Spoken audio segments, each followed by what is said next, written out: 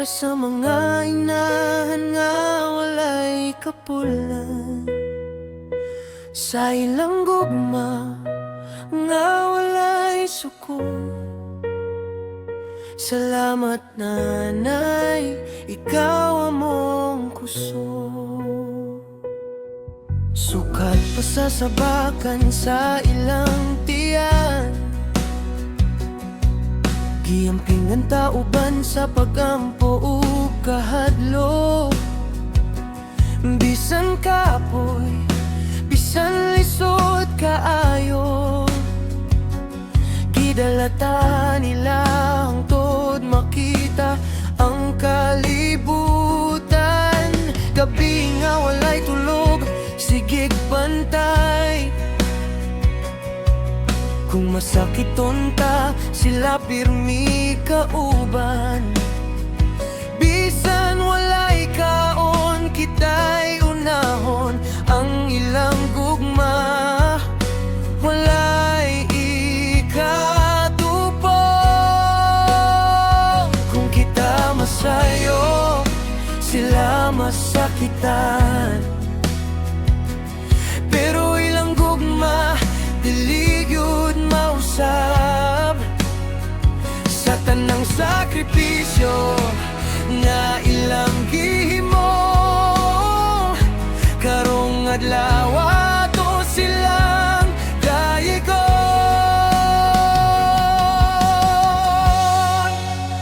Adlaw karon sa inahan, ato silang pasalamatan sa ilang pagigugma o pagatiman.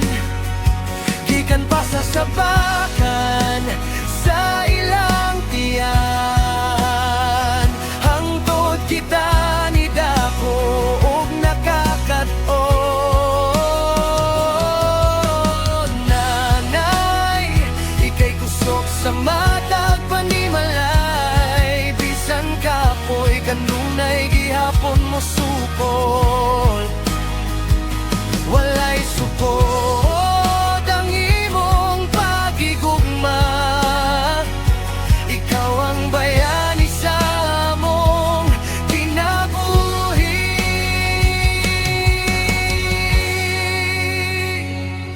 Sa matag luha nga ilang gitago, para lang kita dili masakitan. Sa matag gutom nga ilang gisakripisyo, kita gihapon ilang gihuna-huna. Kung adunay problema, sila'y dangpanan. Kung kita mapandol, sila'y mutabang. Dili perpekto apan tinuod nga gugma, sa inahan makita ang grasya sa Ginoo.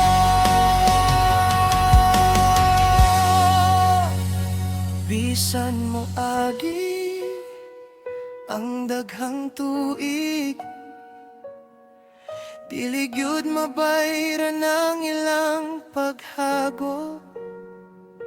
Usa ka salamat, kulang gihapon. Kay dako kahayo ilang sakripisyo, sa tanang inahan sa kalibutan. Single mo man o kompleto ang pamilya, kamo ang tinuod nga kusgan. Takots gyud sa gugma o pagpasalamat.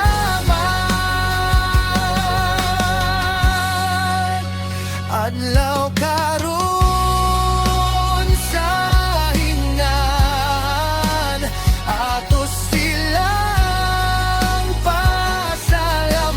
pasalamatan sa walay hunong nga